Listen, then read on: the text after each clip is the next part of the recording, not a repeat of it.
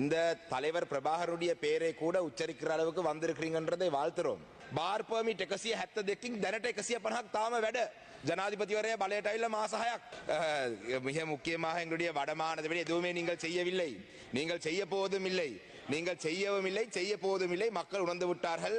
මේක ගෝඨාභය රාජපක්ෂ මගේ වචනේ තමයි සර්කියුල් එක කිව්වා වගේ කතාවක්. ඇෆිඩවිට් එකක් දීලා බදු ගෙවන්න නැතුව ඉන්න පුළුවන් කියලා කියනවා. ஓடி போற அமைச்சர் வெளியிலே உடலகம கமிஷன் இதிலே வந்து கொல்லப்பட்ட தமிழ் மக்களை பற்றி இந்த சபையிலே ஒரு வார்த்தை கூட முன்வைக்க தகுதி இல்லாதவர்கள். අද මුදල් අමාත්‍යාංශයේ විවාදය නිසා විශේෂ කාරණා දෙක තුනක් ගැන මම අවධානය යොමු කරන්න කැමතියි. මේ අයවැය දෙවනවර කියවීමේ කතාවේ සිටම මම දිගින් දිගටම ප්‍රශ්න කරා මේ ආණ්ඩුවෙන් ඇයි මේ බදු සහන දෙනකට බදු සහන දීම සහ බදු ගැසීම පිළිබඳව ආණ්ඩුවේ තියෙන ප්‍රතිපත්තිය පිළිබඳව ප්‍රශ්න කරා. අපි අහුවා පැහැදිලිවම සිගරට් කම්පැනියට විතරක් 156ක බද්දක් ගහලා තියෙනවා. අනෙකුත් ප්‍රොඩක්ට්ස් වලට 90ක් 100ක් වෙනකල් බදු අය කරලා තියෙනවා. ඇයි සිගරට් කම්පැනියෙන් බදු අය කරගන්නේ නැත්තේ කියන ප්‍රශ්නේ ඉතා පැහැදිලිව ඇහුවා. ඒකට පිළිතුරු නැහැ. පහුගිය කාලේ කිව්වා සිගරට් කම්පැනිකෙන් පගා අරගෙන ඇමතිවරු තමයි මේ බදු ගහන්න නැතුව තියෙන්නේ. ඉතින් මේ ආණ්ඩුවෙත් එහෙමද දන්නේ නැහැ. ඊට පස්සේ අපි ඇහුවා පහුගිය රජයෙන් බිලියන 964ක බදු සහන මහා පරිමාණ ව්‍යාපාර වලට දීලා තිබ්බා. ඇයි මේ රජයෙන් කුඩා මිනිහට බදු ගහන්න නැතුව බිලියන 964ක් මේ බදු නැවත අය කරගන්න මොන හරි ක්‍රමවේදයක් තියනවද? මොකුත් නැහැ. ඒ බදු සහනේ හැමම දීලා තියෙනවා. පහුගිය ආණ්ඩුව කාලේ දිගටම අපි මතු කරා මහජන බැංකුව ලංකා බැංකුවේ අය නොකරගත් මුදල් non performing loans ඒ වගේ assets තියෙනවා. ඒවා අය කර ගන්නවද කියලා ඇහුවා. මොකුත් සාධ්‍යයක් නැහැ. හැබැයි මේ ආණ්ඩුව හරහා පොඩි මිනිහට සෑහෙන්න අපරාධයක් කරලා තියෙනවා. කොච්චර අපරාධයක් කරලා තියෙනවද කියලා කිව්වොත් එහෙම දැන් මේ අවස්ථාව වෙනකොට වැඩිහිටියන් ඒ කියන්නේ අවුරුදු 60න් වැඩි කට්ටියට මේ රටේ ඉන්න ජ්‍යෙෂ්ඨ පුරවැසියන්ටත් අසාධාරණයක් මේ ආණ්ඩුවෙන් කරනවා. මම මංගාව තියෙනවා ලියුමක් වැඩිහිටි පුරවැසි සාමූහිකයේ වැඩිහිටි පුරවැසි සාමූහිකය. දැන් මේගොල්ලන් ඉල්ලීමක් කරලා තියෙනවා මේ withholding tax එක 10%කට වැඩි කිරීම තුලින් මං හිතන්නේ මං මුදල් කාරක සභාවේ සභාපතිතුමාගේ හොයම කරන්න පුළුවන්ද කියලා. ඒගොල්ලන්ට බදු ගහන්නේ නැහැ. ඒගොල්ලන් ඇෆිඩවිට් එකක් දුන්නොත් පුළුවන් කියලා කිව්වලු. මේක ගෝඨාභය රාජපක්ෂ මගේ වචනේ තමයි සර්කියුල් එක කිව්වා වගේ කතාවක්. ඇෆිඩවිට් එකක් දීලා බදු ගෙවන්න නැතුව ඉන්න පුළුවන් කියලා කියනවා. දැන් මේකේ ඇත්තටම වෙන්නේ මේක නීතියානුකූලව මේගොල්ලන් බදු ගෙවන්න නැති අය කියලා ඔප්පු ගන්න මේගොල්ලන් ටැක්ස් අකවුන්ටන්ට් කෙනෙක් හයර් කරගෙන දැන් මේ බදු ගහන එකටත් වඩා ඒ බදු සහ ලැබෙන 100ට withholding tax එක ඒගොල්ලන්ට ගැහුවත් නැතත් ඒ මුදල ටැක්ස් අකවුන්ටන්ට් ගෙවන්න වෙන එකක් තමයි වෙන්නේ. ඉතින් දැන් මේගොල්ලන් ඉල්ලීම් කරලා තියෙනවා දැන් 107ක් වගේ සුළු පොලි මුදලකින් තමයි ෆික්ස් ඩිපොසිට් තියාගෙන ඉන්න කට්ටිය දැන් තමන්ගේ ජීවිතය අරගෙන යන්නේ. ඉතින් පහුගිය කාලේ තිබ්බා වගේ අඩුම තරමේ 115ක් හරි මේගොල්ලන්ට දෙන්න කියලා අපි මේක දිගටම ඉල්ලුවා. ඉතින් මේ ආණ්ඩුව වැඩිහිටියන්ට සීනියර් සිටිසන්ස්ට පවා පහර දීලා මහා පරිමාණ සමාගම් වලට බිලියන 966ක බදු සහන දෙන ආණ්ඩුවක්. සිගරට් කම්පැනියට බදු සහන දෙන ආණ්ඩුවක්. ඒක නිසා මේ ආණ්ඩුවේ ක්‍රියාකලාපය පිළිබඳ ජනතාව ඉතා අප්‍රසාදයෙන් ඉන්න බව පැහැදිලි. මේ ආණ්ඩුවේ ඉන්න කමෙන්ට් ගහන මඩබලකාය මෙන්න මේ වගේ කතාවලට අපිට ඇවිල්ලා කමෙන්ට් ගහයි. දිගටම පුළුවන් තරම් කමෙන්ට් ගහයි. මම දැක්ක මේ කමෙන්ට් බලකාය මෙහෙවන අය කියන්න ඕනේ මම දැක්ක පහුගිය කාලේ හාමුදුරු නමක් කියලා තියෙනකටත් ගිහිල්ලා ගහලා තියෙනවා කමෙන්ට් බලකාය එකම කමෙන්ට් එක. මට ගහන එකම තමයි මිනිහටත් ගහන්නේ. සමා වෙන්නේ ස්වාමීන් වහන්සේලාත් ගහන්නේ. ඒක නිසා මේ කමෙන්ට් බලකාය තියාගෙන තව කොච්චර කල් යන්න පුළුවන්ද කියලා බලමු. මුදල් අමාත්‍යාංශයේ යටතේ තියෙන තව කාරණයක් තමයි දේශපාලන වේදිකාවල කිව්වා මේ දුන්න බාර් පර්මිට් කැන්සල් කරනවා කියලා. මේ වෙනකොට පහුගිය ආණ්ඩුවෙන් පගා හැටියට දුන්න බාර් පර්මිට් 172කින් දැනට 150ක් තාම වැඩ. ජනාධිපතිවරයා බලයට ඇවිල්ලා මාස 6ක් මුදල් අමාත්‍යාංශයෙන් තමයි මේවා ලබා දුන්නේ. මේ දේශපාලනයට දුන්න අල්ලස් කියලා කිව්වේ 1926 එක්සයිස් ඕඩිනන්ස් එක යටතේ තියෙනවා වයස අවුරුදු 18න් වැඩි 10000ක් ඉන්නවා නම් තමයි බාර් පර්මිට් එකක් දෙන්න පුළුවන්.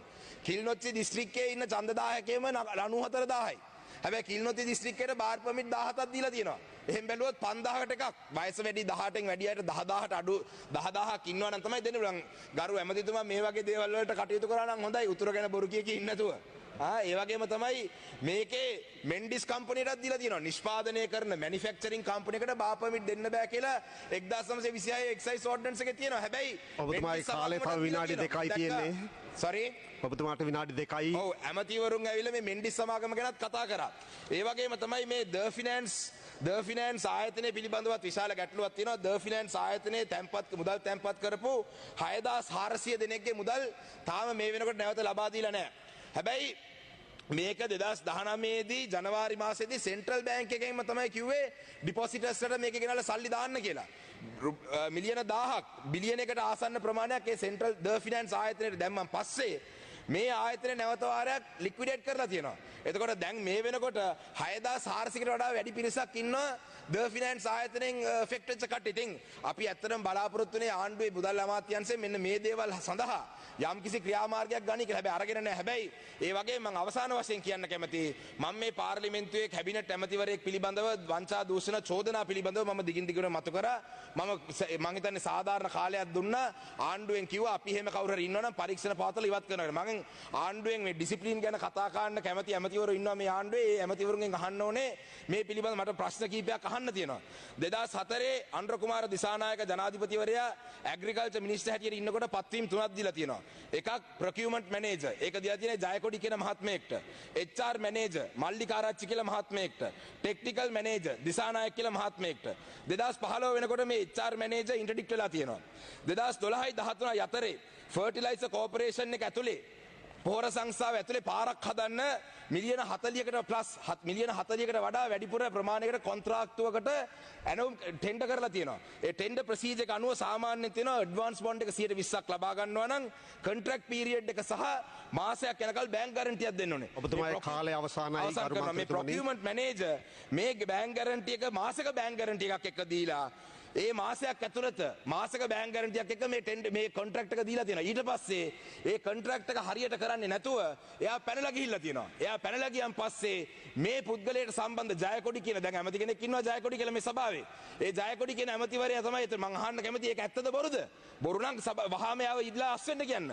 එතකොට මේ පුද්ගලයාට ඉන්ටර්ඩික්ට් වෙලා තියෙනවා. ඊට පස්සේ එයා ගිහිල්ලා තියෙනවා ලේබර් ට්‍රයිබියුනල් එකට. එයා 2015 16 කාලේ ලේබර් ට්‍රයිබියුනල් එකට ගිහිල්ලා ලේබර් ට්‍රයිබියුනල් එකේ කේස් එක රිජෙක්ට් වෙලා තියෙනවා. ඊට පස්සේ එයා ඉල්ලා අස්ලා තියෙනවා ලංකාවේ රජයට මිලියන 40ක පාඩුවක් කරපු පුද්ගලයෙක් ජයකොඩි කියලා ඇමති කෙනෙක් ඉන්නවා. ඕගොල්ලන් ඒක පිළිගන්නවද නැද්ද? පිළිගන්නේ නැත්නම් ඒකට නිදහසට කාර්යෝ දෙන්න. නැත්නම් ඒ පුද්ගලයා ඉල්ලා අස් වෙන්න කියන්නේ. මොකද JVP එක කියන්නේ හොරගම් කරලා පුරුදු නැති කට්ටිය නෙමෙයි. මේ ධර්මන් වික්‍රමරත්න මහත්මයාගේ පොතේ තියෙනවා ඔබතුමාලා කරපු හොරගම්. මොකද නුවර දිගන බැංකුවෙන් මුදලින් ලක්ෂ 60ක් සහ කිලෝ 54ක් කාලය අවසానයි. අවසන් කරනවා. කිලෝ රත්තරන් බඩු කිලෝ 54ක් හොරගම් කරලා තියෙනවා. මොරටුව කටුබැද්දේ මේ ඔක්කොම 1989 මොරටුවෙන් මුදලින් සහ රන් භාණ්ඩ ලක්ෂ 60ක් මොරටුව කටුබැද්දෙන් ලංකා බැංකුවේ මුදලින් ලක්ෂ 82ක් ඒ වගේම වැල්ලවත්ත මහජන බැංකුවේ මුදලින් ලක්ෂ 222ක රන් භාණ්ඩ මේ අවසන් කරන්න 1989 සිට අවසන් කරමු. කරලා තියෙනවා. මේ ධර්ම වික්‍රම පොතේ වන්නම් කොපියක්.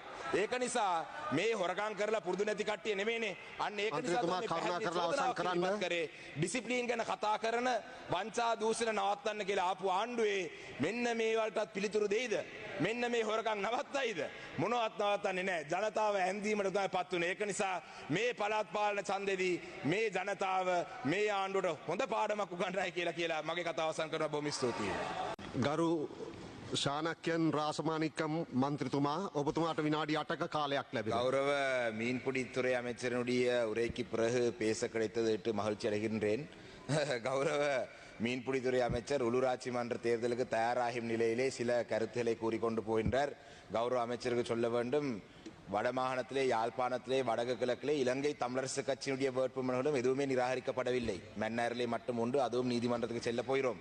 தேசிய மக்கள் சக்தி மட்டுமல்ல, இலங்கை தமிழரசு கட்சியும் யாழ் மாவட்டத்தில் அனைத்து வேட்புமனுகளையும் நாங்கள் எங்களுடைய தாக்கல் செய்த வேட்புமனுகள் ஏற்றுக்கொள்ளப்பட்டிருக்கு. அதே போல நாங்கள் அனைத்து சபைகளிலையும் ஆட்சி அமைப்போம். ஏனென்றால் இந்த தலைவர் பிரபாகருடைய பேரை கூட உச்சரிக்கிற அளவுக்கு வந்திருக்கிறீங்கன்றதை வாழ்த்துறோம். தேர்தல் வெல்ல வேணும்ன்றதுக்காக அவருடைய ஊரை பெட்டின்னு சொல்லி அதையும் சொல்றதை வாழ்த்துறேன் நான் உங்களை. ஆனால் நீங்கள் வாயால மட்டும்தான் வடமாகாணத்துக்கும் கிழக்கு மாநிலத்துடைய செயல்பாடு இருந்திருக்கே தவிர 6 மாத ஆட்சி காலத்திலே நீங்கள் 6 மாத ஆட்சி கால பகுதியிலே நீங்கள் எதுவும் இதுவரைக்கும் செய்யவில்லை என்றதை நாங்கள் சொல்றோம். மிக முக்கியமாக எங்களுடைய வடமாகாணத்தை விட எதுவுமே நீங்கள் செய்யவில்லை. நீங்கள் செய்ய போவதும் இல்லை. நீங்கள் செய்யவும் இல்லை, செய்ய போவதும் இல்லை. மக்கள் உணர்ந்து விட்டார்கள்.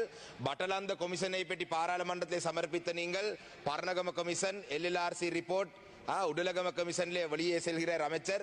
இந்த உடலகம கமிஷன் ஓடி போறார் அமைச்சர் வெளியிலே.